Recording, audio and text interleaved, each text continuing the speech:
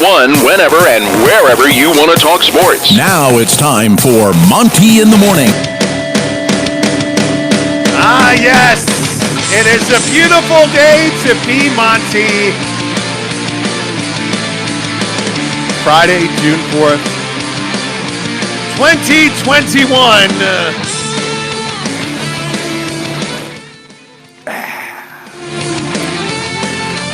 Just over here slurping it up, friends. Right. Devin Booker drops 47 points.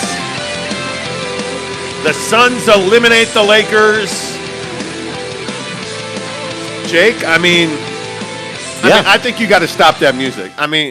I think we all know that there is a different song you should be playing when we talk about Devin Booker from now on. And yeah, there it is. Yeah, man. The king is born. Today's the day. The day has finally come. Where Devin Booker. Enjoy it. Now, you're saying that Devin's minted as a superstar now, right? Yeah, but I don't know what else he's going to have to do to be a superstar. I think he is now. Hey, man. 47 on the road in L.A. against Bron. Come on, man. You know. Wait for it.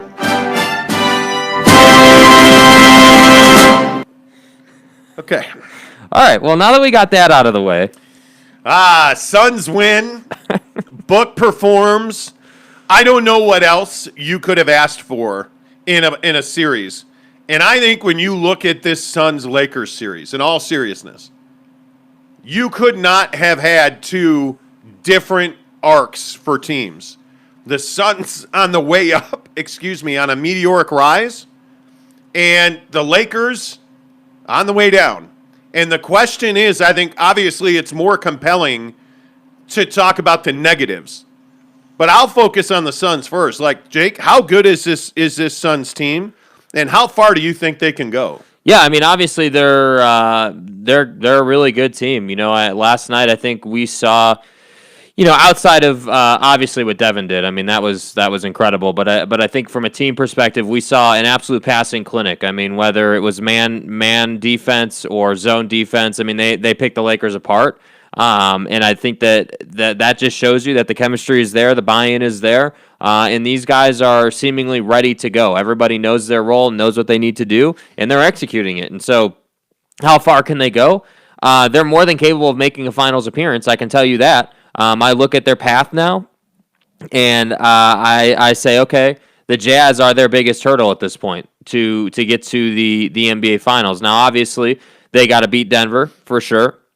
And that's not going to be any easy task, but this team is more than capable of beating Denver. They're more than capable of getting to the Western Conference Finals, and just the same way that yesterday on the show we said that the Jazz are, more than capable of getting to the Finals. So is this Suns team, and I think if you're a Jazz fan looking at this Suns team, you better look out, because I think you have your guy in Donovan Mitchell who's got his confidence, but the Suns have their guy in Devin Booker who, without a doubt. This is historic stuff from him, honestly. Like, this is his coming out party. This is his, whatever way you want to describe it. Now is the time where we can say that, hey, Devin Booker did it on the biggest stage, and I think he's going to continue to do it. So, yeah, I think they're an NBA Finals ready team. Well, and the thing that stands out most is that he did it in a dominant fashion. That first quarter was unbelievable. Every time he shot the ball, you felt like it was going in. And the other thing that you saw really turned up was the defense of the Phoenix Suns really showed out to play. They dominated the Lakers physically, which is shocking, with or without Anthony Davis. After the street clothes Davis. Yeah, this game was never in doubt.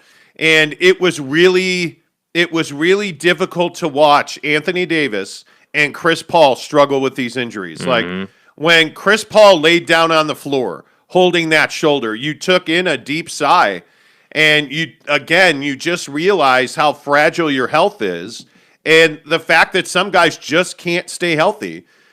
Yet that did not deter Devin Booker. You look at Booker, you look at him passing. I thought that was another thing. I thought him attacking the boards. He had 11 rebounds in that game.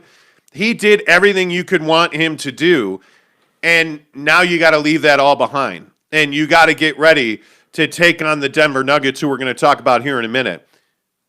But if you're a Utah Jazz fan, Jake, I think you're hoping, I mean beyond hope, that this series with the Clippers and the Mavericks goes to 7.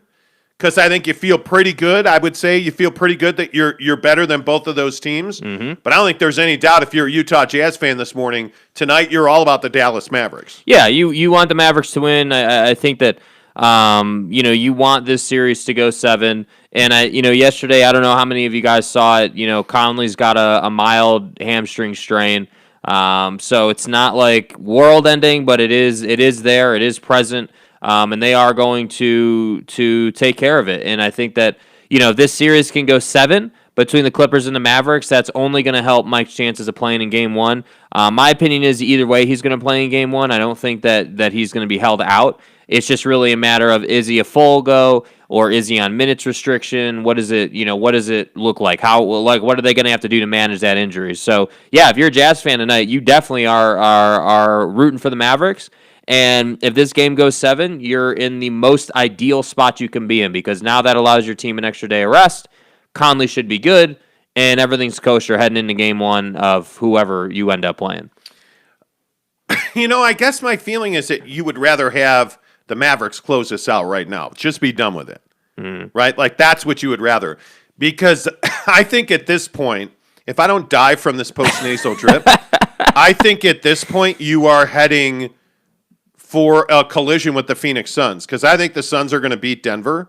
If DeAndre Ayton, if the guy can learn to catch a basketball, I think that's the biggest question, because I think Chris Paul is going to deal with this shoulder injury all the way through. Mm-hmm. I just don't know how much I believe that DeAndre Ayton can play a major role against a team that's got an elite big in the Denver Nuggets. Yeah, I mean, I think that here's the thing. The reason that Jokic dominated Nurkic so much is because of the foot speed and the athletic ability. I mean, Nurkic is a very plodding, more traditional big, whereas Jokic is a very mobile big who has elite footwork and can really shoot it. And I think DeAndre Ayton is much more athletic than Jusuf Nurkic, and I think that's going to allow him to make the Joker's life more difficult. That said, I think that, yeah, this whole can't catch the basketball thing, it's a problem, because you want to be able to get Jokic into foul trouble. You want to be able to force the Nuggets to do things that they don't want to do, whether it be with their rotation, whether it be having to put a different guy on DeAndre Ayton so that Jokic doesn't pick up, his third foul in the first quarter or whatever. Those are things you want to be doing to this team. So, yeah, I don't think that Jokic is going to come out and dominate DeAndre Ayton. Is he going to have his usual 30 and 10? Probably. But I don't think it's going to be a situation where Jokic is just so much better than Ayton, and Ayton's got to come a long way. I think the two are going to battle, and I think it really just comes down to the Suns' team execution offensively, because when they execute offensively, your worries on defense are pretty much mitigated. Yeah, and I am pretty certain that Chris Paul's going to have a big impact in that series. Obviously, you're going to get a couple of days of rest here and treatment. My guess is he's not going to do much basketballing in that time, but they've got to get him right, because when Chris Paul is right and Devin Booker is playing at this level, and remember what we said on the show yesterday, we wanted to see a more consistent three ball out of Devin Booker. I want more. Well, guess what? We got more out of Devin Booker last night. He was unbelievable, and if you can get Chris Paul just to 60-70%, where he's able to shoot that mid-range, I think you are going to beat Denver, because I don't know how you describe what Denver did in this Portland series other than sometimes they just switched off. They went to sleep. And they, in my opinion, Portland is arguably the worst defensive team in the NBA, certainly in the Western Conference. Their lack of their lack of effort on the defensive end is why Denver was able to catch them and pull away in that game last night. You're not going to see that against Phoenix. Yeah. I think you're going to see a Suns team that's going to attack the Denver Nuggets defensively. And then on the offensive end, you've got 2, 3, 4 guys that play critical feature roles for the Suns. Book, obviously CP3, But I think, Cam Payne has really showed you that he can be a 30-minute-a-night guy if you really need him to be, and he's going to shoot that three at a really high level. And then I think you look at the other perimeter players. I think Torrey Craig, in this Laker game last night, showed you why he's so valuable because he's gritty. He makes life difficult for you. I think you look at Cam Johnson. I think you look at Mikal Bridges playing a big role defensively. He also hits that three well. This is going to be a very difficult team for anybody to knock out in a 7-game series, and I think they're going to have their way with the Denver Nuggets. Yeah, and I think the Nuggets, physically took it to the Blazers as well. And I think one guy that the only guy that I could think of that you didn't mention there was Jay Crowder, and I feel like Jay Crowder, for all the antics and everything that makes him a frustrating player to play against, he brings the physicality, he brings the edge that you need in the postseason. And I think that there is a role on every NBA team for that guy. And yeah, last night he was knocking down the three. Will he do it again? Well, that remains to be seen. Well, you're confident that he won't, but I have a little more confidence in him than you do. Like, I think that Jay Crowder has been in a lot of postseason games. I'm not saying that he's going to give you 20 a night or anything, but I'm saying, 10 points a night out of Jay Crowder and a bunch of defense is pretty, should be expected. Well, look, I think Jay Crowder is an important contributor, but he is a second, third, fourth piece. He is a guy that comes off your bench. He can occasionally start. He's a guy that'll knock down an occasional three. He's there to be physical. He's there to draw the ire of the other team. Yeah, I think that's his best ability, and that's valuable. I'm not saying that Jay Crowder doesn't have a role. What I am saying is that sometimes he's that guy who complains to the officials. On the Jazz, because you don't see, on the Suns. You don't see a lot of the Suns talking to the officials. It's a pet peeve of Monty Williams, the head coach of the Suns. He does not like you talking to the officials. There really is one guy on a regular basis who does that, and it's Jay Crowder. And hey, if that's his job or that's his role, great. It keeps Devin and CP3 clean. Okay, cool. The young guys don't do it. Okay, cool. Jay Crowder's got a role. And in my mind, it's a very small role. Now, having said that, if he was still on the Jazz, I think he would be an integral part of what they're doing. He's exactly the kind of player that they're missing. That athletic guy that can be physical defensively and shoot the three. That's exactly what the Jazz need. So, yeah, there are parts of me who are like, yeah, man, if he was still on the Jazz, he would be lethal. Cody Strickland, look at you being first one in. Says, good morning, guys. I will still pick Mitchell over Booker, but hail to the king, baby. That's right. Hail to the king. Hey. By the way, this conversation has not slowed down. I think it's really close between Booker and Donovan.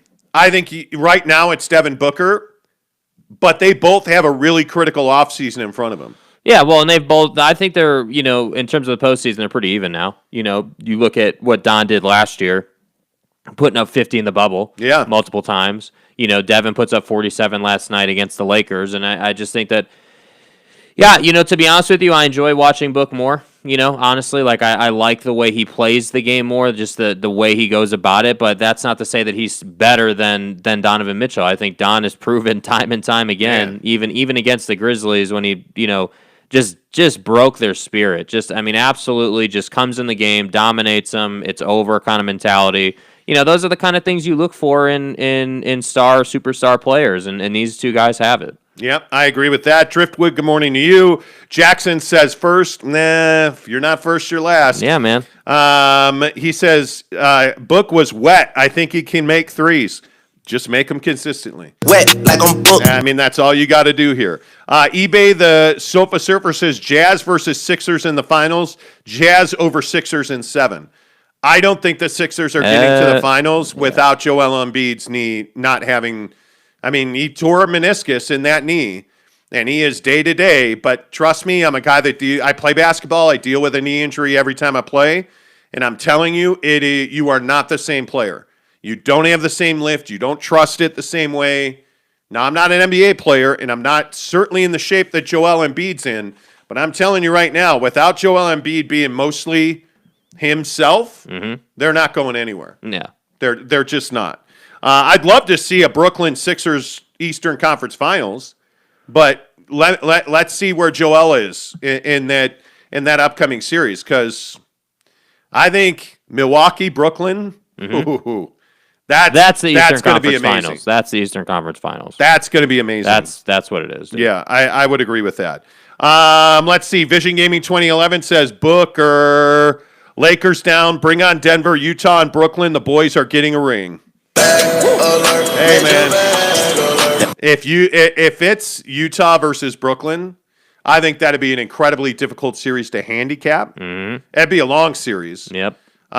Because I think people undervalue Brooklyn's ability to defend, but man, they're deep. And the funny thing is, both these teams do very similar things. The only thing that concerns me in a Utah-Denver or a Utah-Brooklyn matchup, if I could say the names right today, in a Utah-Brooklyn matchup, the thing that scares me is Brooklyn is far superior athletically. They have athletes at every position that can get in the paint. Points in the paint, are probably going to be the determining factor with the Jazz in winning games and series. Yeah. If they're not defending the paint, they're going to struggle. And I think what we saw was that you have a guy in Rudy Gobert who can step up, and he started stepping up, but very late in that Memphis series. And I think we saw it very much in Game 5 where he was blocking Ja's little fade shot there. But that's what would worry me about a Jazz-Nets matchup is, the athletic ability that everybody on that Nets roster has. Yeah, I think that if you're the Jazz playing the Nets, you gotta your whole mission is to try to turn them over as much as possible. And you do that by playing aggressive defense. And if they're gonna make tough shots over you, you're gonna live with that. We saw that firsthand last night. It's not as though all these shots that Book made last night were like wide open attempts. A lot of these looks were contested, shots that he was making, and that's the life of an NBA defender. Kevin Durant and James Harden and Kyrie and Joe Harris and Jeff Green and all these guys, Mike James, as everyone jokes about, all these guys can make big time shots over the best defenders in the world. So if you're the Jazz, it goes without saying that you better be 50% from three, number one. But then number two, it can't just be, hey, funnel everything to Rudy and hope for the best. That's not going to work against Brooklyn at all. But I don't even think, to be honest with you guys, I don't think that you guys should be looking at an NBA Finals matchup right now. I don't. I think that the conversation needs to be, hey, what does a Western Conference Finals look like? Because I do think that it will be Utah and Phoenix, and I do think that will be one of the best series that we've seen in many, many years, because those two teams are pretty much dead even. Yeah, and I think a lot of Jazz fans, with all due respect, I think a lot of Jazz fans are just punching that ticket to the finals now. And I would not do that. Whether the Mike Conley thing, I get it. He is day-to-day. They say he should be ready for Game 1. He's still battling a hamstring injury. Do not downplay the importance of Mike Conley to what the Utah Jazz do. He is a vital player. The fact that he knocks the three down at a high level, he's probably their best three-point shooter. I just think that you just have to go slow here, because one series at a time. Yeah. You probably have Dallas ahead of you, although I'm convinced that series is going 7. I don't see a way that Dallas. I just can't believe the Clippers would go out like this. Well, here's the thing, though. That would be shocking. Think about it, though. Traditional logic says, yeah, it would be shocking, but let's take a moment here to talk about the Clippers and where this team is at. We're sitting here talking about a team who has consistently said and put up the front, okay, we're a finals contender, right? We're a team that should be one of the best in the West. We're a team that can beat you in a variety of ways. Yep. And we're a team that should be able to handle basically anybody in the Western Conference. And that's not who they've been. They've been a team that's put up this front and then not been able to back it up. And that's why you've seen in this series that the road team has consistently won. And if you're Dallas, I don't think you can afford to go to a Game 7. I don't think that you want any part of Kawhi Leonard on the road. We've seen that story before, So that's why I say I think I as much as I want this to go to 7 games, My feeling is the Clippers collapse is complete tonight. Luka has a dominant performance, and I think it's over tonight. I really do. Wow. Okay. Well, hey, and that might be the case. And by the way, I've got a massive bucket of crow for all my friends at the Yelpatory who told me that the Lakers were winning last night. Can't wait to deliver that because everybody was all about the Lakers. I'm telling you, we cannot go off of just the branding of teams anymore. We have to take a deeper look at these teams. Yep. eBay the Sofa Surfer says Nets Jordan is their shell and no bench. Well, I don't think the Brooklyn Nets have counted on DeAndre Jordan for a month. Yeah. I mean, you look at what they did in the Celtics series. They started Blake Griffin. They didn't even play DeAndre Jordan in that series.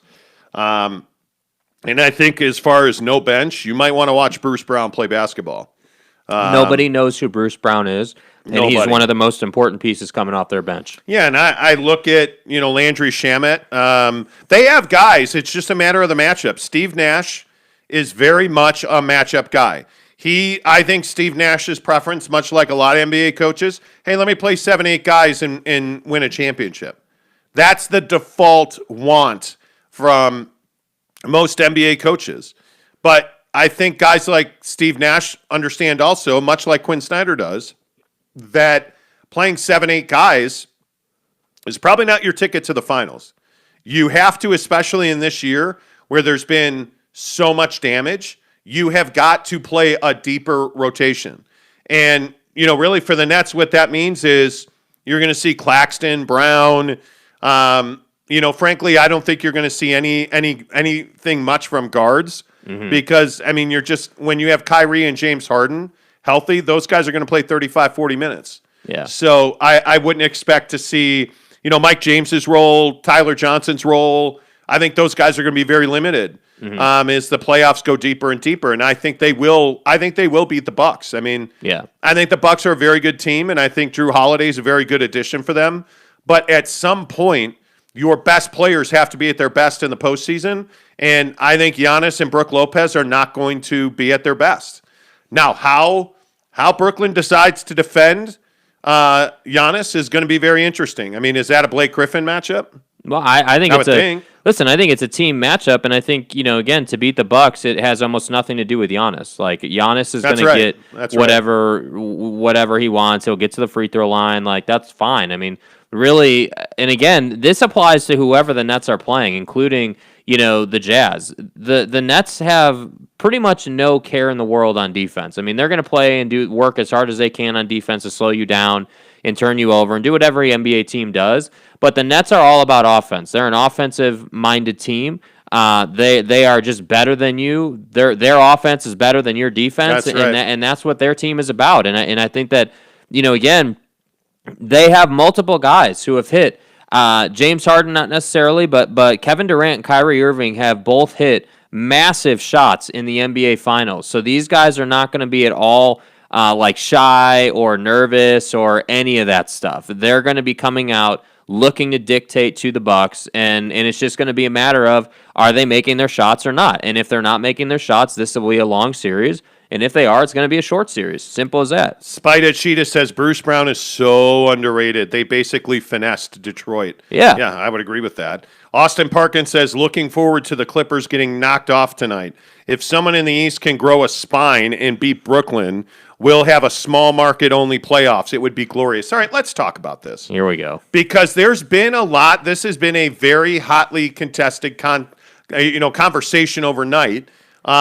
Because a-hole Max Kellerman, was tweeting, and I want to make sure, I'm going to pull it up because I want to make sure that I get it right. But Max Kellerman was basically tweeting about what a nightmare it is to have small market teams.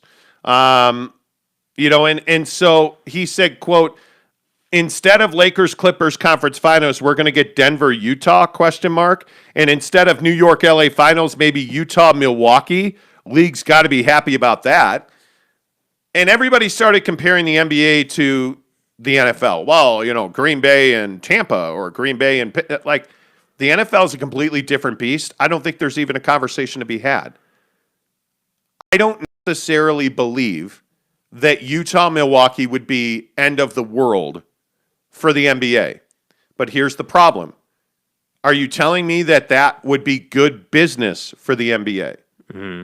I don't know that it's good business, but I certainly do know it's not a bad thing if it's.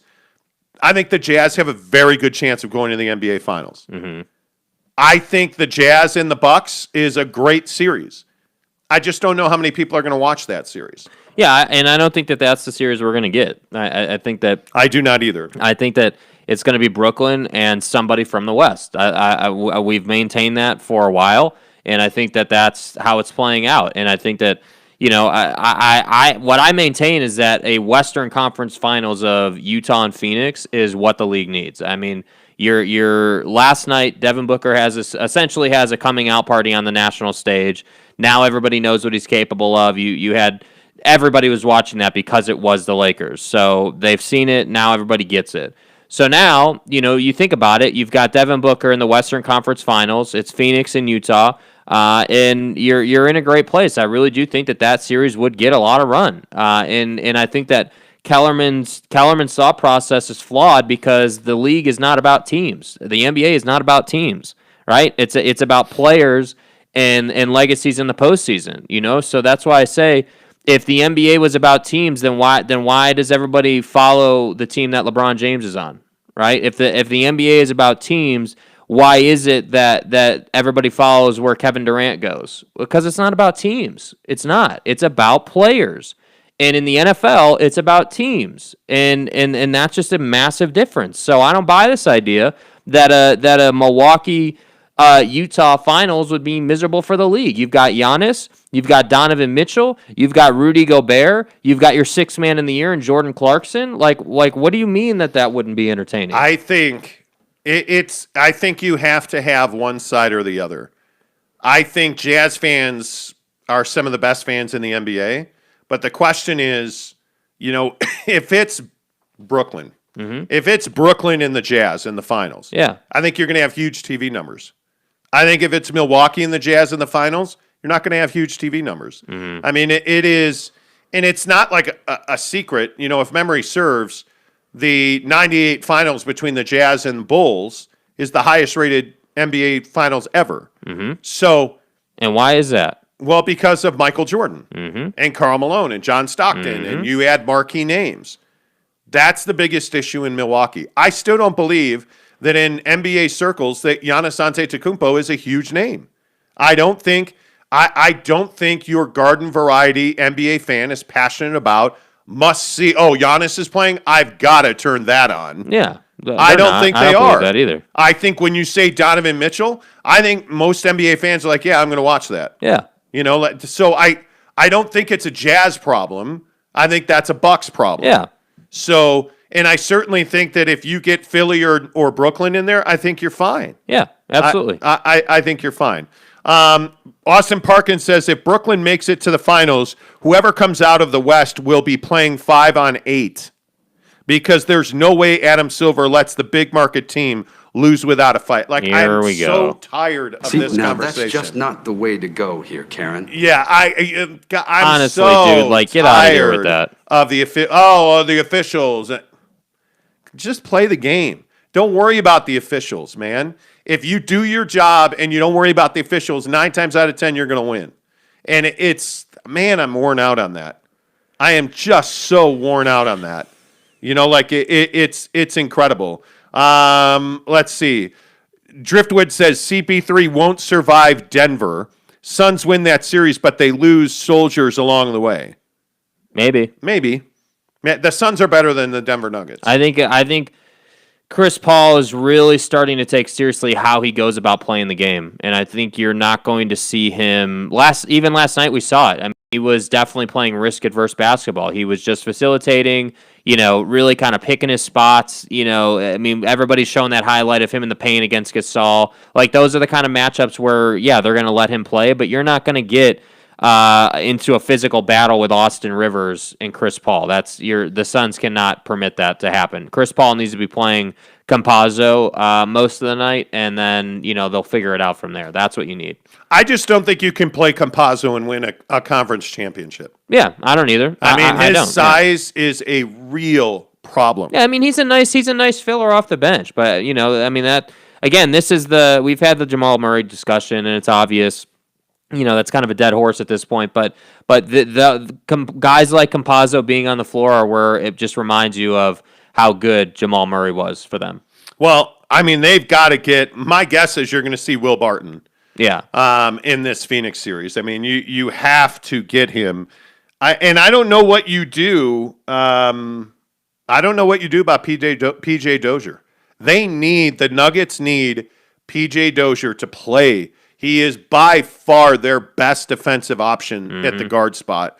And against this Suns team, you better stop the guard. You had better control Devin Booker because Devin Booker does what teams like the Jazz fear. He gets inside not to score but to kick. Yeah. And that's where things get really scary if you're the Utah Jazz or the Denver Nuggets. If you allow teams to penetrate and they're not there to score, you're in trouble. Because what you see is that the natural instinct of elite defensive teams is to protect the paint and collapse. And a team like Memphis couldn't punish you. Yeah. Jaren Jackson Jr. just couldn't make a three. Yeah. The Phoenix Suns, all they do is make threes. And you have almost every guy outside of Deandre Ayton on the floor who makes threes. Other than Deandre Ayton, whether it's Jay Crowder, whether it's Mikal Bridges, certainly Devin Booker, Cam Payne, CP3, Cam Johnson. Yes. I mean, you just roll call their guards and forwards, and they all shoot the three exceptionally well. So for me, Denver's got to keep Devin Booker out of the paint. They have got to reduce him to a mid-range three-point shooting player. Because that dunk against the Lakers essentially ended that game. Whatever game that was, game 3 or whatever. That dunk essentially ended that game. Well, and I think the other thing that has to be said here is Devin Booker has supreme confidence now. And that's really the thing that I think launches players to the next level in the postseason. Again, with Donovan, he comes back in game 2. He torches the Grizzlies. And what do we see the rest of the series? Supreme confidence. Every shot's going down. Never a doubt that it was going in.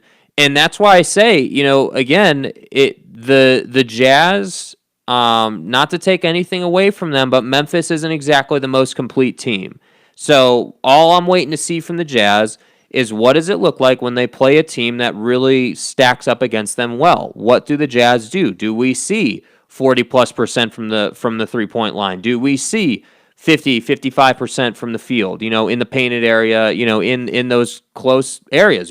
That's what they're going to have to do to win these games. And I don't think that people quite understand how much better the defense is going to get against the Jazz quite yet until game 1 of the next series starts to play out, because it's going to get a lot better. Yeah, and by the way, Ace says, you guys, excuse me, good Lord. Are you okay, Donnie? Dude, I'm telling you, I got this little, and I get it every year for a couple of weeks. I get this little cough, post-nasal drip with allergies, and it absolutely crushes me, and I hate it. Yeah, I am. Like, it comes out of nowhere. The little cough comes out of nowhere. It makes me crazy. Ace's message got buried, but he basically said the Nuggets got dominated by the Jazz at the game that we were at. He said, you guys were there. You saw it with your own eyes. Well, I also think that, though. Yeah, that's the regular season. Don didn't play in that game.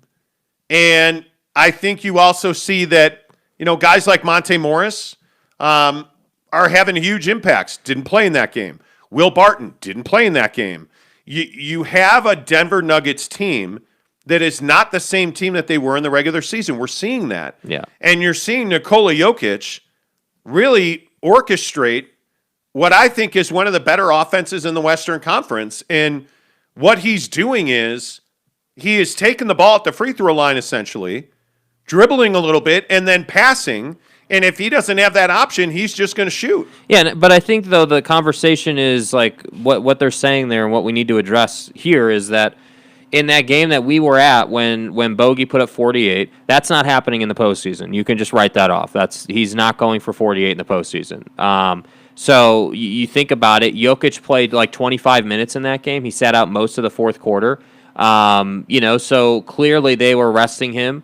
and not playing, like their best basketball. And so again, yes, all credit to the Jazz. They won the game. Awesome. But I'm not going to sit here and say that, well, just because the Jazz won by this amount in the regular season means that in a 7-game series they're going to easily handle the Nuggets. And it's the Bucks and the Nets. Yeah. The Nets got dominated by Milwaukee in the regular season. Mm-hmm. Well, that's because all their guys didn't play together. And can Milwaukee do that to the Nets in the postseason? I don't think so. Mm-hmm. By the way, the other guy that I think you have to talk about is Austin Rivers, who had been on the team just a week or 10 days at that point, and now is just absolutely dropping bombs from Torching. three. Yeah. I mean, he is really shooting the ball well. He also commits stupid turnovers. Yeah, Michael Porter Jr. has hit his stride as well. Man.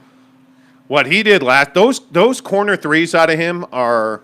And by the way, there's some guy named Aaron amazing. Gordon who was hitting daggers last night. Well, no. Like we've got it. There was a guy commenting yesterday about, "Are you guys ever wrong?" was his question. I don't know if we're ever wrong, but we're certainly going to stop saying how right we are, because I obviously, Aaron Gordon was a big Here's pickup. the deal. I'm the best there is. Aaron Gordon was a big pickup for them. I'm telling you that, Bruce Brown, like all these contenders that picked up critical pieces. Yep. Those are the teams that are winning. Like, call me crazy. Chris Paul winning with the Suns. I look at the Lakers. What did the Lakers do? Didn't really pick anybody up. Mm-hmm. The Lakers are out. I look at the Clippers, same team. They're on the verge of being out.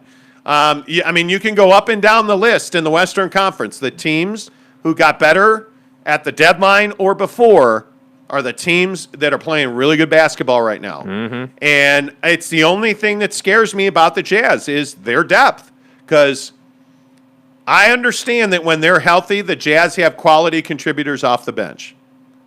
As soon as you take Mike Conley or Donovan Mitchell out of that rotation and you start asking guys like Joe Ingles to start, it becomes a problem for the Utah Jazz. Yeah. Because that depth is good off the bench, not very good in the starting lineup. And I think guys like Joe Ingles are the perfect example of that. And when you start having to play Oni, or, when you start having to go into the, greatest player that's ever worn a Jazz uniform, Trent Forrest, well, I think you're digging a little too deep now. My fucking ass. Yeah, and I still don't understand the trend. Oh my God, Trent Forrest! In my eyes, he's the greatest to ever do it. Yeah, I get it, Coach. I get it. Whatever. Achilles Jean-Pierre says 2011 Dirk equals 2021 Jokic. Can we win a championship before we start doing that? I'd remind you that 2011 Dirk won a championship. I'd remind you that 2011 Dirk is a Hall of Famer, bro. Like Jokic still has to, Jokic, Don, Book, all these guys still have to go out and actually win something. Dame. Mitchell Harding has a serious question. Mm-hmm. Like I said, who's better at ball, Trent Forrest or Lucas Moth? I want more. I want more from Lucas Mom. Hell yeah. You're welcome. Yeah, you're welcome. Tanner Plummer says, I agree with most of your takes, but do you feel that you're extra critical of the Jazz? I could be wrong. Well, we just talk Jazz pretty much every day on this show. I don't feel like, to be completely honest with you, man, I don't feel like we're extra critical of the Jazz. I feel like that Jazz fans don't want to hear the fact that this team isn't sliced bread. That's what I feel like. I feel like the media here in Salt Lake blows this team on a daily basis and says that they're the best thing ever and everything's awesome, and they don't give you a fair perspective. And so when we talk about it and we give you every side of the story, it turns into, oh, well, you guys hate Rudy and you guys hate the Jazz and blah, blah, blah. And it's like, no, dude. We're actually just looking at it and we're saying, hey, it's deadline day in the NBA and you guys didn't add anything to your roster. Meanwhile, you've got team A, B, C, D, and E adding key contributors. And now, those key contributors are doing a lot of things. And so, sorry if that upsets you. And I'm a little different. I have no problem telling you guys that we've been pretty spot on about things. No problem about it at all, because at the end of the day, this isn't a Jazz show. We do talk Jazz every day, but this is an NBA show right now, And I think when you look at the total picture in the league, The Jazz have a lot of proving to do. We're done talking about the number 1 seed in the regular season. That's over with. Now it's time to earn your stripes. Now it's time to show everybody what it really is. And do I think they're going to do that? Yes, I do. I think they're going to get to the Western Conference Finals, and then I think from there all bets are off, because that is like true postseason basketball. Can't predict it. It's just going to come down to who makes more shots. Yeah. I spot on. How much rest do you want this time of year? Brooklyn's been off since Tuesday night. Yeah, that's a long time. I mean, that's a lot That's of a rest. long time. I mean, it's a long time. What, the Jazz have been off since Wednesday? Yeah. You know? I mean, a couple days. I think you need that rest. I think you need. I think the Jazz in particular need that rest. I still would agree with that. Even though Donovan looks amazing, I still don't buy the fact that ankle is 100% like it never happened. I still think he's probably dealing with a little bit of swelling. He's still doing some light injury management. So I think the rest is good for him. But I think he's going to come out and look amazing as usual. Obviously Mike Conley's the bigger question. I still maintain Mike Conley will be available to play game 1 of whatever series they play. Brandon Whiteside says, did Jake just say that the media here fillets the Jazz? Mm-hmm. I think that's what he means. Mm-hmm. Now that is a take. Mm-hmm. Well, I mean, look, gently speaking, I think that the Jazz get a free pass in this town. And I understand it. I mean, you're the only pro sports franchise here. You would be expected to get at least preference. But I think at some point you have to tell the truth about what this Jazz team is. And I think, again, I'll just maintain what I've said all year. No team, and maybe not, very rarely does an NBA team come from nothing to winning a championship, to going out in the first round multiple years to winning a championship. I just think it's incredibly rare. It's why the Lakers are so unbelievable, because if memory serves, this is the first time since 1978 that a reigning champion has been knocked out in the first round by a team that didn't even make the playoffs the previous year. Yeah. Since 1978. Records don't lie. Like, maybe this is just that one-off year where odd things are going to happen. Doesn't matter why. But my feeling is the Jazz are going to have to deal with a significant amount of adversity come the middle of this next series and into the Western Conference Finals. Yeah. That's just the story that is always being told in the NBA playoffs. You don't come from nothing to winning a championship. You don't wake up one day as a billionaire. You have to earn that. And you have to earn that through failure and experience. And it's going to be interesting to see how the Jazz do in this next series. My guess is, if I were putting my own money on it, I'd bet the Mavs tonight. But something tells me the Clippers are going to win. That's going to go to 7 games. And you're going to get a Jazz series opener on like Tuesday. And by the way, I'd just like to point out, it's better for our show when the Jazz do well. So there's no incentive for us to like be negative about the Jazz. And I actually don't even like using the word negative. I just think we're honest. We're going to tell you what it is. We're going to tell you, hey, yes, Rudy Gobert is an elite defensive player. He's a defensive player of the year, but his lack of offense kills this team a lot of the time. It makes life difficult on the Jazz offensively a lot of the time. We're going to tell you that everyone calling Mike Conley an all-star this year, and he's an amazing player. Yes, he brings a ton of value to this team. When he's not playing, this team's not the same. That said, he'd never be on my team because he's incredibly unreliable. And you do not know when he will be on the floor and when he will not be on the floor. And that's a really difficult place to be in. See the Los Angeles Lakers. So that's why I say, it's not that we're negative on the Jazz. We're just telling you what it is. And that's why I say I have no problem talking about it, because whether you like it or not doesn't really matter. It is what it is. That's the reality of the team. Well, and you didn't handicap your Mike Conley situation either. Yeah. So you're a little worried about that. Yeah. AK Now says, curious, how long has SLC Supercars been in the industry? He speaks sports well. Well, thanks. Please don't. Don't. You're going to inflate his ego. I'm Shiva, the god of death. Yeah, don't. Please don't. Don't.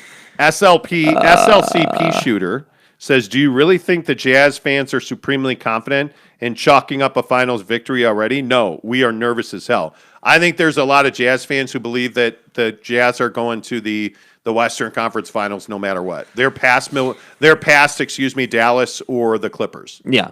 And I think that's a very dangerous place to live. I don't think people are saying that they're going to win the finals. No. I think people are saying, hey, we got a pretty straightforward path to the finals. I think that's what people are saying. Yep. Cody Strickland says Jazz are historically bad on the first game when they have a long rest. Austin Parkin says, I remember 98. When the Jazz had a week off while the Bulls were making their way through the Eastern Conference Finals and it didn't end well. I'm a big believer that you play games. Yeah. Playing games is, you want to know how you play your best? You play games.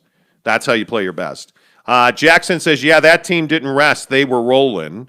The teams play well on rest, though. They can all hit threes. Well, and I think this Jazz team, as Jake said, needs rest. I with the Conley-Hammy situation and, I think that's a thing. Guy says, I laid a turd at the deadline. We laid a turd at the deadline, but who do we have at point to fill in 2-minute stints? Our only choice is the NBA superstar Forrest because Ingles looks gassed. Joe Ingles is going to be a critical contributor to this team down the stretch. I mean, when you get into crunch time, Joe Ingles will be in the game. Yeah. And it's simply a matter of getting, Donovan and 4 other guys to execute. Yes. Because Donovan Mitchell is going to do Donovan Mitchell. This is, and I only go back to the bubble when the Jazz got eliminated last year. Donovan Mitchell should have taken that last shot. With all due respect to Mike Conley. Yeah. Donovan Mitchell should have had the ball in his hands. I don't care if they threw all 5 guys at him. You got to get Donovan Mitchell the basketball there because that's how good things happen. Because he didn't get the ball, and what happened? Nothing good. If Donovan gets the ball, he's double-teamed, and he shoots and he misses, same effect, right? Same result. But my guess is Donovan Mitchell is thirsty for that big game shot. He loves it. Yeah. Give him the ball. Don't make that mistake twice. Yeah, and even if he misses the game-winning shot, you can at least say you did everything you could. Yeah, who cares? Yeah. Who cares? Yeah. And I think the Jazz are getting a lot of big performances. I mean, you're not seeing a lot out of Derek Favors. Right. But I think Derek Favors is giving you, and Favors is going to be critical. If you go up against Dallas, Boban's not going to play a lot of minutes in that series. I mean, I don't see a way that Boban started the other night for Dallas, and it made a real big difference. In a Jazz series, I don't see how he would have a lot of minutes there. Well, I don't know who they're going to play against Rudy. I mean, you're really going to try and put Porzingis on Rudy? I think Rudy's not an offensive thing. It's not something you worry about offensively. But I think, I would agree with that, obviously. But I think if you're Dallas, you're sitting there saying, okay, well, rebounding-wise, we can't let Rudy get 20 boards in a game and think that we're going to have the best shot to win. See, I just don't think that matters. I think what you saw Rudy do to Memphis is what you can't tolerate. And that is, hey, Rudy getting rebounds, but also scoring. Rudy getting rebounds and, you can't allow him to wreak havoc. And the only way Rudy Gobert wreaks havoc is being within 3 feet of the basket. And so what you have to do is you have to understand that you're going to take some putbacks from Rudy Gobert. But you've got to get him out of the paint on defense. Yeah. And guys like Porzingis will get him out of the paint on defense. Well, we saw Memphis do it sometimes. I mean, not a lot, but we did see them do it. But you have zero respect for Valanciunas from 3. I mean, that's just not. You don't even care. Well, if it's what you talk about, though. 3. It's what you always talk about with the Clipper game. Hey, they're gonna create switches that are gonna force Rudy to pull out of the paint. Yeah, absolutely. And I think that. Oddly enough, the Clippers are a team that the Jazz could see, but even if it is Dallas, I think that, Dallas is no slouch. I think Dallas is a smart team, a savvy team. And I think that any team that plays the Jazz is going to find a way to get Rudy Gobert out of the paint. It really is that simple because once you get him out of the paint, now you're talking about rotating the ball. You're getting the drive off the weak side and you're going to get really high percentage looks. And that's what I always come back to, whether we're talking about the Jazz winning games or any other team in the league. It is about getting your best player the highest percentage look that you can get him. So if that's a fadeaway 3 off the wing for Donovan Mitchell over Valanciunas, great. Yeah. If that's a Mike Conley 3 coming off a pick, great. But when you're playing the Jazz, getting Rudy out of the paint is priority number 1. Yeah, and I also think that you're going to have to find other guys because Donovan now is going to start seeing a lot more doubles and a lot more capable doubles. And I think when you look at the way Dallas defends, they are a swarming defense. So that three from guys like George Niang is going to have to keep going in. Yeah. And I will also say, man, how have we not brought this up already? But I still think you got to get more from Bojan Bogdanovic. I think, everybody said that you couldn't win a championship because he was hurt in the bubble last year. Mm-hmm. But it's not like he's giving you 30 a night here. They're not, but that's not his fault either, though. We had this discussion many times, and I think it's still front and center. It is a subtopic of the Jazz right now. How do we get Bojan going on the block? I mean, because that's what it needs to be, because that's how they're going to get that. Yeah. That's how, when he's scoring on the block, the defense starts collapsing more aggressively, which then allows you to get it back out and get wide open looks for the Niangs. Can pass. Yeah.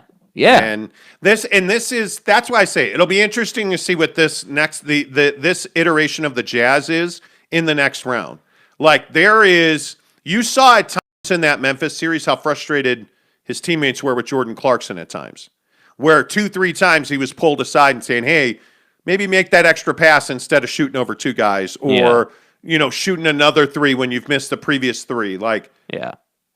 I think it'll be interesting to see how that goes. I do. By the way, I also don't want to go too far without getting back to the Lakers. Mm-hmm. What's next? I think you've got to find a way to make over this roster. And obviously, AD and LeBron are going to be there. No question about that. Yeah. LeBron talked about it post-game last night that, having this much rest, 3 months to rest, recuperate, and build is something he's not used to, and he's never had that. Well, now he's got full 3 months. AD's got a full 3 months to rest and recover this groin and then build his body. And I think what you're seeing is the tipping point in these two guys' career, because Anthony Davis is going to have to step up and become reliably a superstar, like reliably somebody who plays 75 games a year. After the street clothes Davis. You've got to be able to count on him, and Charles is right. As cold-blooded as that is, Charles is right there. Yeah. I think that this is a critical offseason for the Lakers. I think you have got to – I don't know what you do with Dennis Schroder. I mean, he was such a disappointment in this series. You got to – I would keep him. I think you got to ride with him. I think that he I don't know, man. Well, who else are you going to go and get? I mean, you can – I mean, obviously, it doesn't help that he's going to be looking for money. So, I mean, if he's not willing to negotiate at all and he's going to be wanting that – I think he said he wanted like a 3-year deal, with a bunch of money. And so if that's the case, he probably won't be on the team. But I think that it's easy to say, oh, well, we don't want this guy on the team anymore because he had a couple bad games in the postseason. And yeah, I think it's more than that to me. Is it though? Because he was one of the key contributors in the regular season that got them to even in the postseason. Right, but he didn't want to shoot in the series. Mm-hmm. He was scared to shoot. He was hesitant to shoot. That's not a physical. That's a mental problem, and you can't win with those guys. You need guys who understand the moment that requires you to shoot that three. Yeah. LeBron needs guys around, especially now at this advanced, stage of his career. He needs guys to shoot threes. And we saw that moment he had with KCP, early in the playoffs. We all saw the highlight of LeBron telling him to shoot it every time. And, so I don't know, man. I think the Lakers and frankly, LeBron James needs to get a better understanding of who he's going to be at this point in his career, because this whole idea that he was on the block like 20 times in this series or whatever and passed like 15 of those times, like he's being a passive player. Well, but he doesn't have explosiveness. So this is the major conversation around LeBron James right now.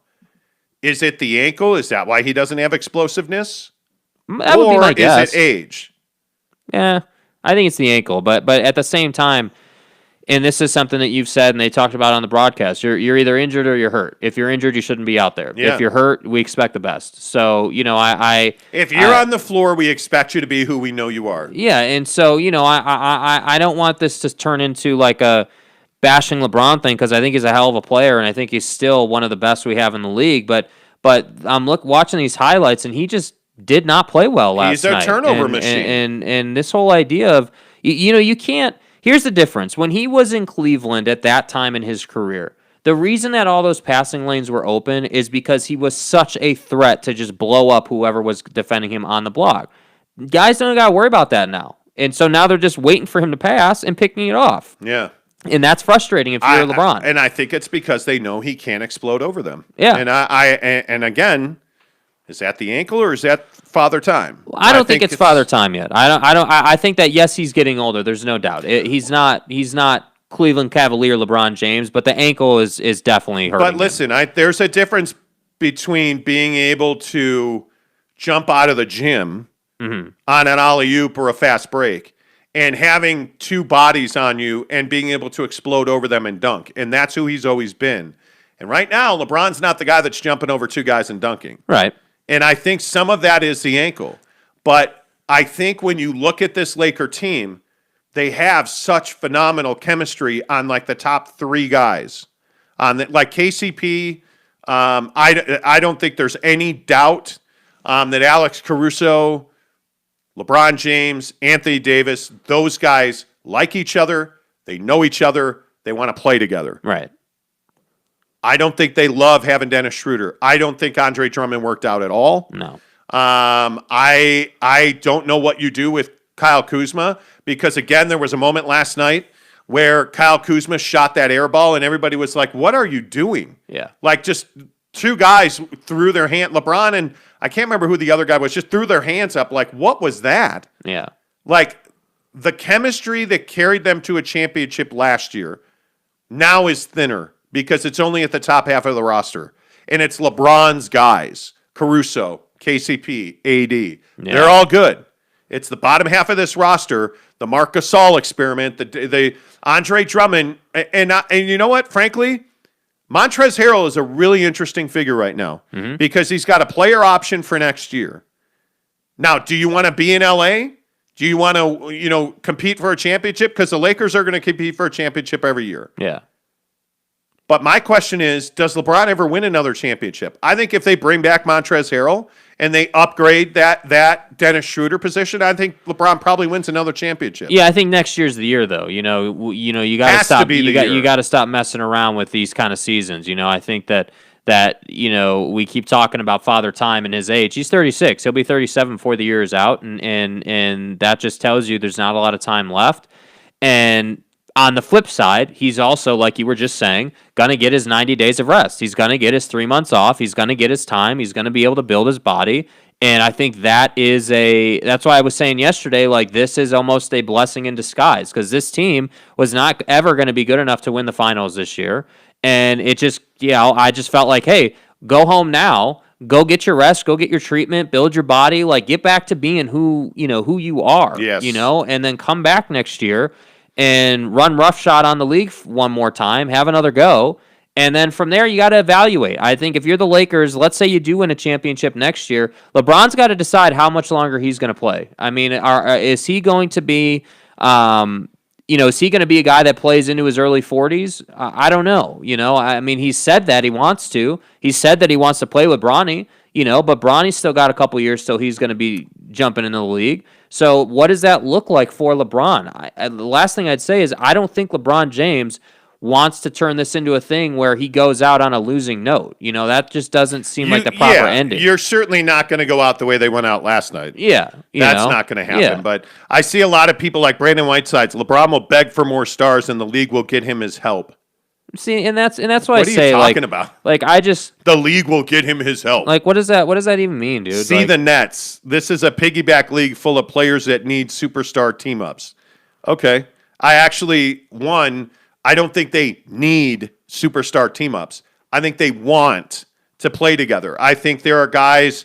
Kyrie and Kevin Durant wanted to play together. They're friends. They're boys. They're buds. Like, you want to play with your friends. And what I think, and this is a concept that I think a lot of fans struggle with. When you are elite, you want to be surrounded by elite, right? Elite, what does Nick Saban say? Elite players don't like underachievers. And underachievers don't like being around elite players. I mean, the pressure, when you're on LeBron's team, do you understand the pressure that it is to make sure you're hitting threes? Do you understand that? Yeah. Do you understand? And the example that I would point to is Kyrie Irving. Mm-hmm. Kyrie Irving didn't want to play with LeBron anymore. He went to Boston and fell completely on his face. And now he's in Brooklyn, and he's not the number one in Brooklyn. So he's better off. It's really difficult to play with guys that are the best in the business. I mean, I'm telling you. Yeah. It is so easy, so much easier to be on a team of mediocre basketball players than it is to have two superstars and try to be one of those mediocre guys propping them up. It's damn near impossible. Yeah, I agree. Yeah. Austin Parkin says, Anthony Davis, it's true, Your Honor. That man has no D. Okay. Anthony Street Clothes Davis. Yeah, Swiderski, good morning to you. He says, so tonight we want the Clippers, ? And the Mavs in 7. I think you want the Mavericks to win tonight. Because I'm telling you, you do not want the Clippers in the semis. You want nothing to do with the LA Clippers. Nothing. Yeah. Nothing. There's two schools of thoughts here, okay? The first one is what you just laid out, that you don't want the Clippers on any level. The second one would be, hey, we wanted to go to Game 7 and we don't care who we're going to play because we're going to be rested. And I think that is obviously a much more brash take and a much more brash way to go about it. Right. But I also don't disagree that you're better than the Clippers, and Dallas. And the expectation is that you would beat either of those teams. But I think you're better than the Clippers we've seen in this series. Mm-hmm. If the Clippers are playing their best and the Jazz are playing their best. Yeah, that's the unfortunate part about the Clippers, man. You don't know what you're going to get. You don't know, what Clippers are going to show up tonight. No idea. Who is Paul George going to be hitting the side of the backboard again, or is he going to be wet?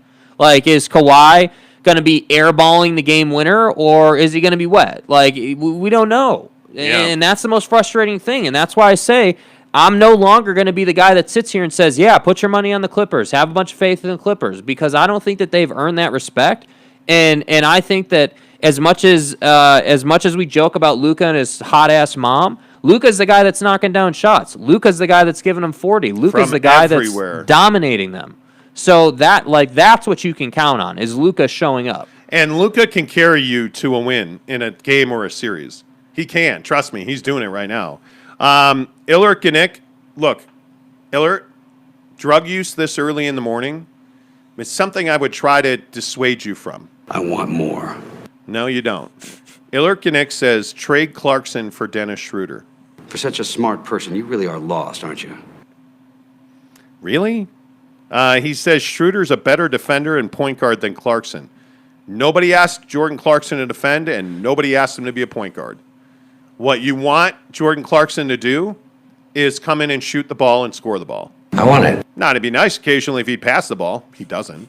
It'd be nice if once every 10 games or 20 games he got an assist. He won't. But you're not asking him to be a facilitator. He's got one job, and it's to murder people. Come in, score the ball, and then go sit down. God bless. That's it. Dennis Schroder, I want nothing to do with Dennis Schroder on the Jazz. Mirzinski, wow, comment dump. Mirzinski says, I trust Clarkson a lot more than I trust Schroder. Agree. Yeah. Steven Crocio, hello. He's a Titan fan. Hope you enjoy Aaron Rodgers.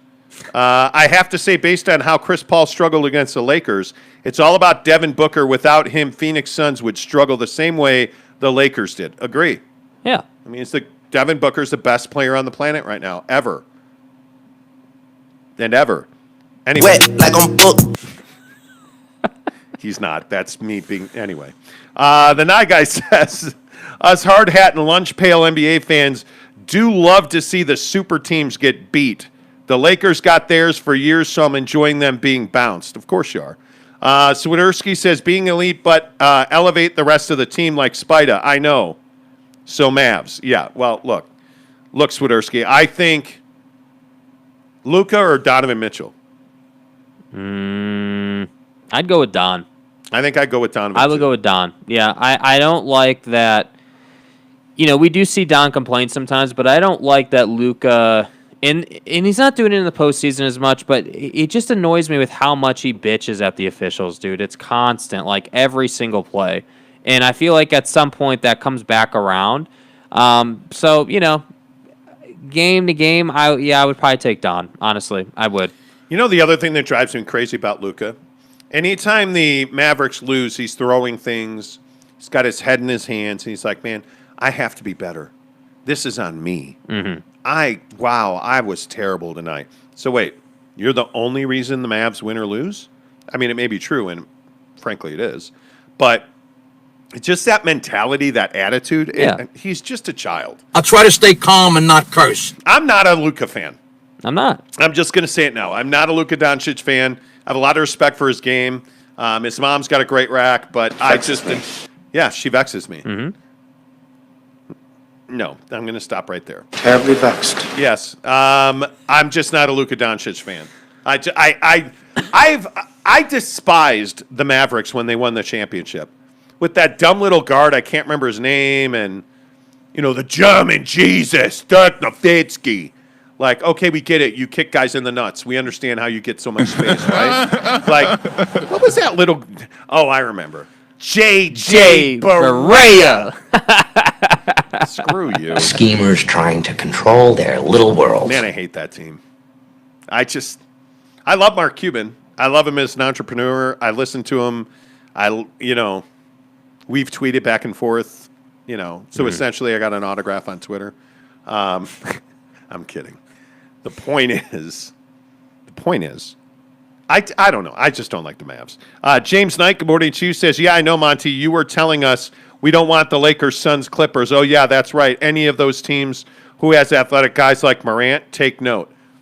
Okay, so. I love this. I love this so much. So, wait, you're comparing the Lakers, Clippers, Suns to Ja Morant. Well, everybody on the Suns essentially has Ja Morant's athletic ability. The Clippers, while they're not playing real well, do you really want to play the Clippers? You really think the Clippers, that's the matchup you want? Like, I think, and James, with all due respect, you're just never willing to give other clubs credit. And I think what you have to do is, I happen to be in the luxurious position of not caring really, about a particular club or team. I'm much more of a fan of players. I feel like I say that every day on this show. Mm-hmm. Growing up a Bulls fan, I have nothing to root for current day or ever again. So I'm a fan of players, right? Like, I hate Bobby Portis. If he steps off a curb and breaks his leg in a pothole, I mean, I'm not going to. Whatever. Anyway, the point is, it's probably too far. Anyway. The point is, I don't have to be loyal to one team, so I get to shoot straight. At 100%, the Clippers are better than the Jazz. At 100%, the Lakers are better than the Jazz. At 100%, I think the Jazz and the Suns are very even, and I think the Suns would probably be favored in that series. But nobody's at 100%. I think the Jazz right now, today, are the best team in the Western Conference. And I think health kind of levels all playing fields. Mike Conley's got to be healthy. He never has been. Likely never will be. But Mike Conley's got to be healthy for the Jazz to win a championship. I feel like I'm the only one who feels this way. Like, I listen to a lot of local radio here in Salt Lake. Nobody agrees with me. Like, so many people are like, well, Oni can step in and play defense, and, Trent, and we have Joe Ingles, Point Jingles. Like, if I hear Point Jingles on the radio in this town one more time, what have you seen from Joe Ingles as a starter that you like? Not point production. I haven't seen it. Joe Ingles is out at like the 7-minute mark of the first quarter when he starts. Yeah. Done. And you like, when you play Joe Ingles as a starter, you limit his skill set. When he comes off the bench, you can clearly see, hey, spot up, throw him the ball at his face, he'll never bring it down, and it's going in the basket. Mm-hmm. Reliable three-point shooter. As a starter, that guy doesn't exist. So anybody that thinks this Jazz team can win a championship without a healthy Mike Conley, you're high, man. Yeah. Like, I just don't see that happening. And all of this to say, with all due respect, the Jazz are very good. But you've got to now go and prove that you can be very good for, you know what? You've got 7 games coming up that you're probably going to play, I would say, no matter what happens. If it's the Mavericks, you're going to beat the Mavericks in 5 or 6. Show me you can shoot 45 to 50% from 3 as a team against somebody better than Memphis. Because Memphis is just not on their level. Yeah. I mean, Memphis is a 10 seed. Do we all understand that? Memphis is a 10 seed. You did what you should have done to them. Like, you don't get golden stickers for beating crappy what are we teams, talking dude, about? You know? Like, as soon as this series did not start until Donovan Mitchell came back. And then it was never going to be a series. It was a sweep, right? It was never going to be a series. And that's the thing that pisses me off so much about this Conley thing is I don't see where – somebody explain to me, if Mike Conley's not healthy, who's going to make those threes? Who – Not Trent ask Forrest. yourself this. If Mike Conley hadn't played in the Memphis series, do the Jazz win it that easily? Because I'm here to tell you they wouldn't have. He was there to prove a point that you should have kept me in Memphis, right? Memphis, Utah. Yeah. All those threes he made in that series. All that defense he played in that series. all the trash talking on Dylan Brooks. They needed that to win that series. Mike Conley is a pivotal piece of the puzzle for the Jazz to win a championship, and I hope you embrace that. And I hope, frankly, if he's hurt and he's out, I hope I'm wrong. Because I am desperate to see this Jazz fan base get a ring. Desperate. It's been so long, and there's been so much heartache. I'm desperate to see the Jazz win a ring just for the fan base alone. But, man, I'm telling you right now, you got to have Mike Conley to get that done. Yeah. You got to have it.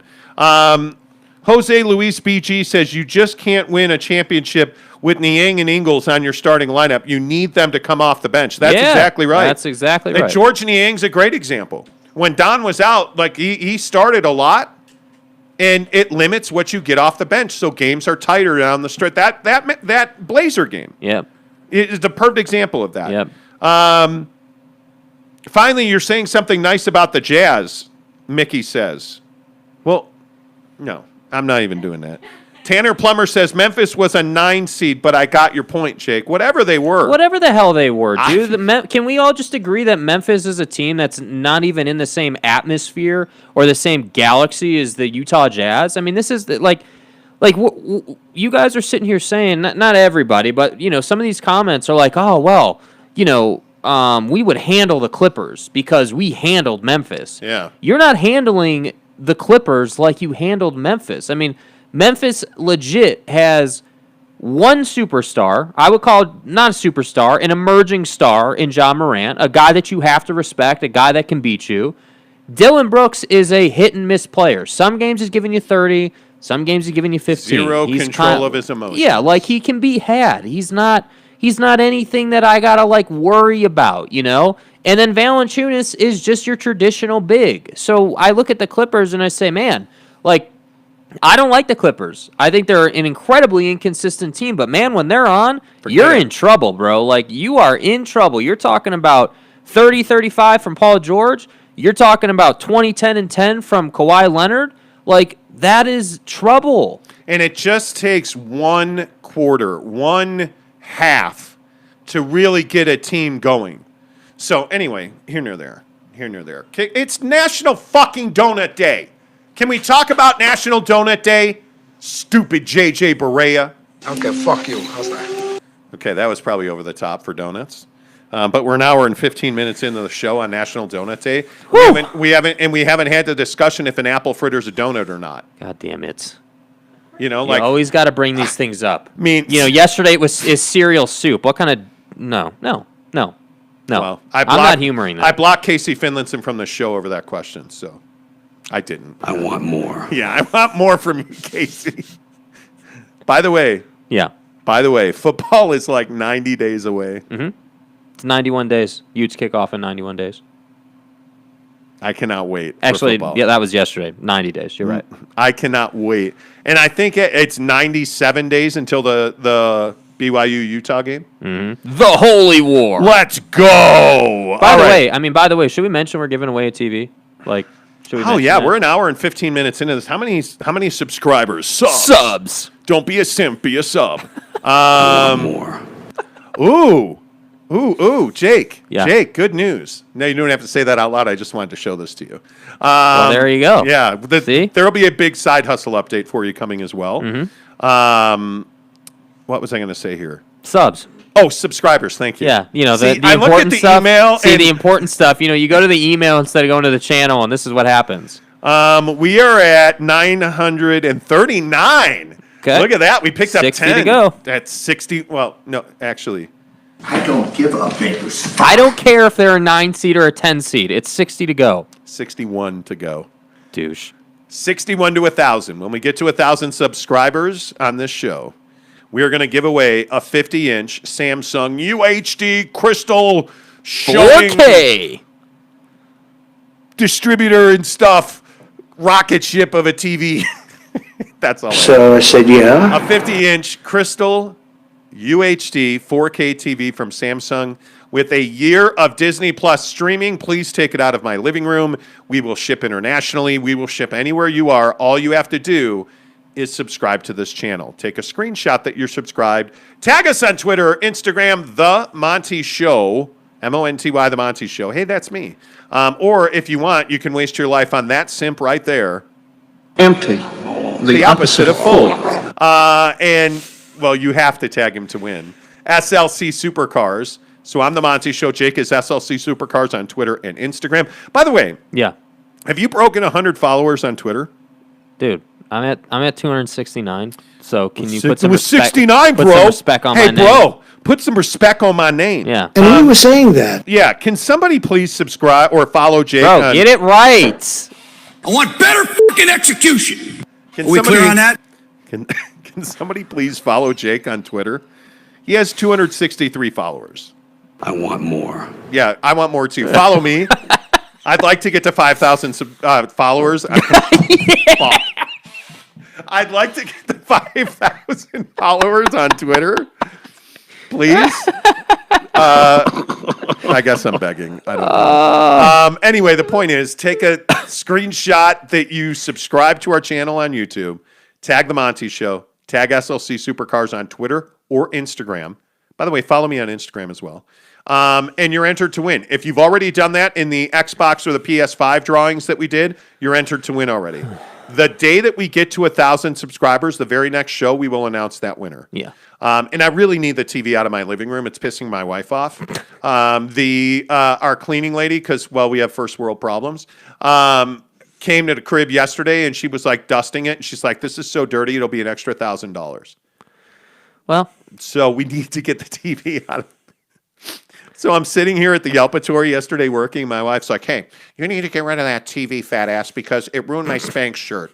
Pump those numbers up. Those are rookie numbers in this racket. So when UPS delivered the box, the TV, they literally just slang that thing up onto the porch, right? And left it there. So my wife goes upstairs, brings it in, and, she has on a white Spanx t-shirt because they're really comfortable t-shirts. And she had apparently tried to molest the TV box because her impossible. Yeah, her Spanx t-shirt was covered in like black dirt, and now it's ruined. So I personally would like an apology. There was no apology. I made her buy me lunch yesterday, and then we went about our lives. But we need to get this TV out of our living room, so please do subscribe. Yeah. Tanner Plummer says, Louis Selder's BYU hasn't beaten Utah since Barack Obama's first year in office. Number 10 is coming. Oh, God, here we go. It's 90 days away, and we're already getting BYU shots. It's June 4th, and TDS has already taken a beating in the comments. Like, that's unbelievable. Well, Zach Wilson's in the draft or moved on now. He's a Jet now. So, you guys are going back to being a crappy team. Jackson says, Monty, Tommy Pham, yes or no? It's a hell no. I'm not a Tommy Pham guy. I don't want a TV. Just keep reading my comments, Jackson says. Are you giving away more merch? Yes, we are giving away more merch. That'll be coming. And people have been asking me about where our merch line is. Yeah. We're working on it. We actually are... Our money is endless because my wife is a juggernaut. So, like, I don't really work for a living. I just eat Cheetos all the time. What now? Let me tell you what now. And I provide sex. That's what I do. What's an erection? So, the point is, we have endless amounts of money, just oodles and oodles of money, which is a complete lie. So we are working to get to make a better website for our clothing. Mm-hmm. We now have the brand, the logos, the art, and all that stuff. So we're coming. We're not going to do it half-assed. We don't do anything like halfway. We try to really do it right. So trust me, it's coming. Gabe Ledley says, Lopes baseball by 1 million in the NCAA regional tonight against Arizona. Let's go. Well, huh? Duck donuts are on the way. I just wanted to let you know. Bro. Wow. Duck donuts are on the way. My wife ordered That's donuts. every day. Let's go. Okay. It's my last. First of all, Lopes up. I'm with you. What's the bottle flip score? Are you talking about on Instagram where we throw the bottle in the trash can? Yeah, that's trash can basketball, bro. Yeah. Come on. Jake never makes it. I make it every day. Bro, I'm 50% from the field. Come on. Giggity says Lopes up. Amen. Lewis Selder says you guys brought it up. LOL. Holy war. We did. Driftwood says, can I buy your PS5 from you? No, we're going to... Are we going to give another one away? We actually have another one. Bro, we've got racks on racks of consoles sitting around. We need to now. give away gaming consoles. We've got a PS4, a PS5, and an Xbox Series S. Should we just give away one right now? No, probably not. No. It's National Donut Day. Should we just... No. No? No.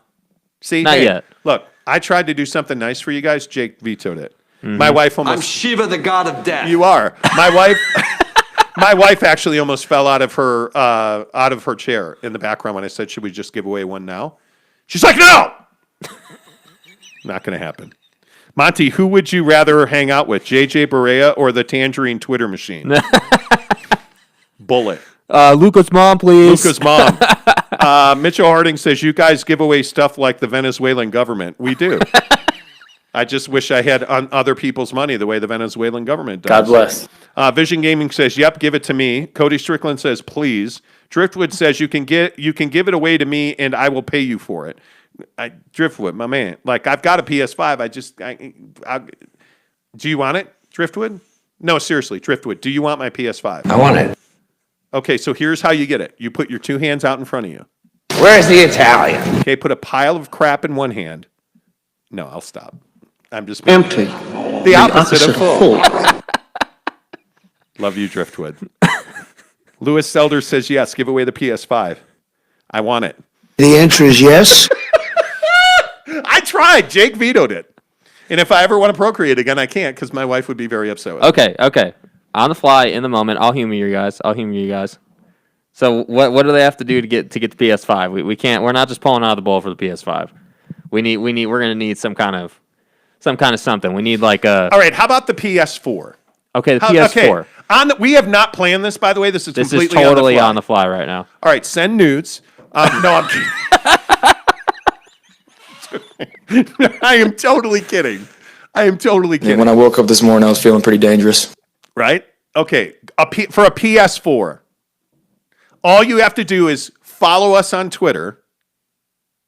Follow us on Twitter? Yeah, but we need. I'm looking for like.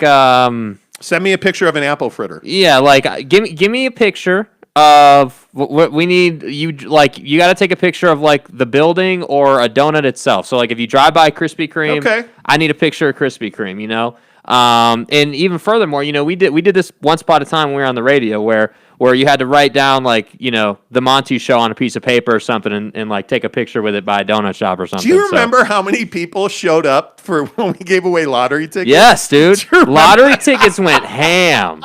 Lottery tickets went crazy. That was amazing. How do you guys know each other? Like, how are you guys associated? Well, he's my son. Do you guys not know that? Jake's my son. I pounded like a porn star one night after a hockey game, and Until one of us passes the fuck out. Voila! Haven't you ever done Jiffy Pop on the stove, where you like put a bunch of seed into the pocket, and all of a sudden you get pop? Well, there he is. Seed in the pocket. That sounds like a game plan. He's my Jiffy Pop. We have to go. Tweet a picture of anything related to donuts. We will pick one winner. We will announce it on the show on Monday. How about that? For a PS4. Not 1 or 2 or 3, 4! Anybody know what that's a reference to? The Fifth Element, of course. Avi. Should we do something more obscure? What if you have to send us a no, just a donut. It's National Donut Day. Anything donut related, take a picture of it. Now, if it's an apple fritter, I'm going to tell you that I'm probably going to cheat and give it to you. But anything donut related, this is it doesn't like this is terrible contest execution. Yeah, I mean, this is what happens when you guys want it on the fly. You know, this is what happens. So yeah, I want it on the fly. Listen, here's the deal, though. Here's the deal. Sometimes I think I just say shit. You know, here's the deal. Keep in mind, we're gonna get a bunch of people are gonna do this. I have a feeling. So don't half-ass it, okay? Go all in on it. Get creative with it. Have some fun with it. You know. Driftwood says, "Does a picture of a cop count?" Nope. No. Not unless he's eating a donut. No. You know, but a cop is related to a donut. It is. It's it just has to be. It doesn't have to be the food itself. There just has to be a reference, and what I'm telling you is creativity matters, okay? Creativity matters, okay? So that's why I'm saying don't just go to Krispy Kreme and pick up a donut and say, "Hey, I got a donut. I want my PlayStation." Okay, so now Jose Luis BG says, "I already own a PS4. Free donuts would be better." Well, that's your problem there, kid. I mean, I don't know what to tell you. I'm trying, people. I'm trying. PS4. Tweet us pictures of donuts. You can have a PS4. There you go. That's all you have to do. Something related to a donut. Yeah. I want the 5. Well, you know what? I want sex every night, but I'm married, so get over it. Correctamundo. Yeah, so get over it. Just tweet us a picture of a donut, The Monty Show, SLC Supercars. You have to tag us both with a picture related to a donut, and we'll announce a winner of a PS4 on the show on Monday. Somebody's going to win it. So if you already got a PS4, hey. Now, real quick, before we end the show, is an apple fritter a donut? Yes. It is a donut. Yes. I actually don't think it is. I think it's a fritter. Guy, that's a donut. What are you talking about, dude? It's a fritter. It is Such a smart person. You really are lost, aren't you? I'm not lost. Yes, you are. No, I'm not, yes, Michael. You are. A fritter is a...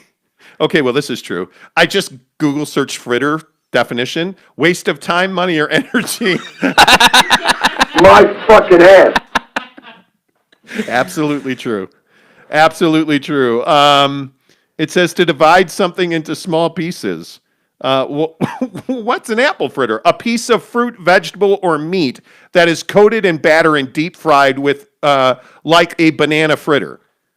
Okay, so it's not a donut. Yes, it is. The official definition of a donut. God. Is your mom. Okay, fuck you. I think it's different. A biscuit is not a donut, right? No. A small fried cake or sweetened dough, typically in the shape of a ball or a ring. That's a donut. Apple fritter. No. Yes. You did it not just say that you drop the apple fritter in a deep fryer and fry that thing. It has to do with fruit. My fucking ass. Huh? The fuchsia? Oh, the fuchsia's available? Oh, God. See, now... See, what have you created over here? What have you created? Why do this? The waffle one is what's available today. Yeah, I'm not in on the waffle one. I'm not in on the waffle one. I do like the waffle one. It's only $100. Wow, my wife is cursing at me in the background. Yeah, it is. Okay, do you want a match? Okay, well, this... No. What are we doing, bro? What are we doing? They don't even make it in my size. All right. Is a fritter a donut or not? Yes. Okay, what is your favorite donut?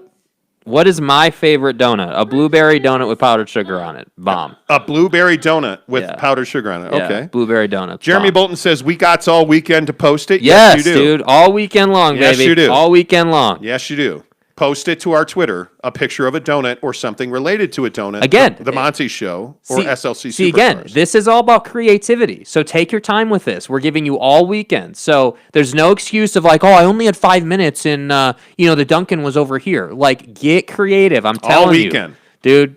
All weekend. Does the picture actually have to include a donut? God.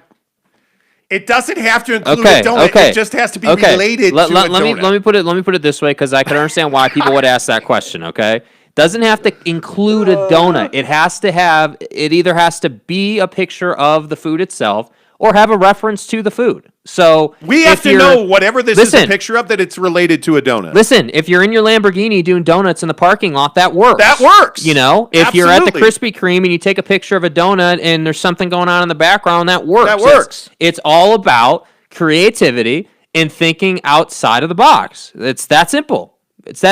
Yeah, I agree. So, maple bacon from Duck Donuts. My wife just joined Duck Donuts is getting a lot of run on the show Never had today. Duck Donuts.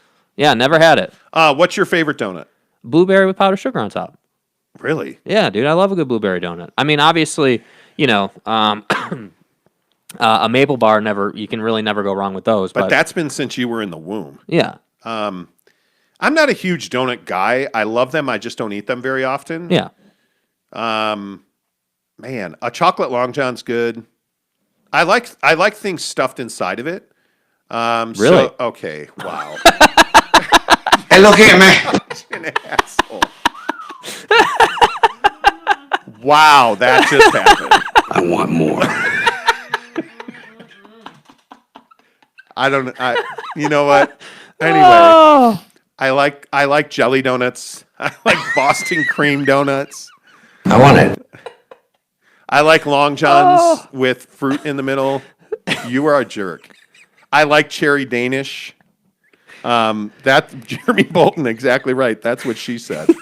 That's exactly right. Anyway, all right. Oh my God, dude. That's my favorite donut. Comment in the comment section about what your favorite donut is. Woo!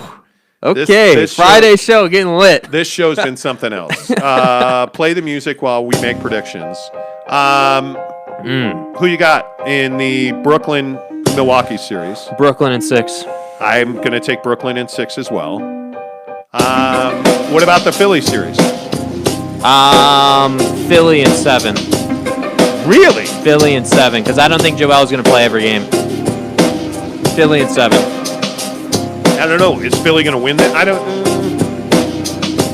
don't know if Philly's going to win that series. So, in all honesty. Yeah. Oh, it's a hard series to predict, but I'm going to take Philly in 7. That's my prediction. And then what do you have? What do you have in Suns Nuggets? I'm going to take the Suns in 6. Yeah, Suns in 6. Suns in 6, baby. Suns in 6. Jazz and Suns in the Western Conference Final. Yes. Mavericks are winning tonight, by the way. Tweet us something related to a donut. Monday we'll announce a winner of a PS4. The Monty Show on Twitter, SLC Supercars. The Clippers are winning tonight. Until Monday, say... I like jelly stuffed inside, Jake.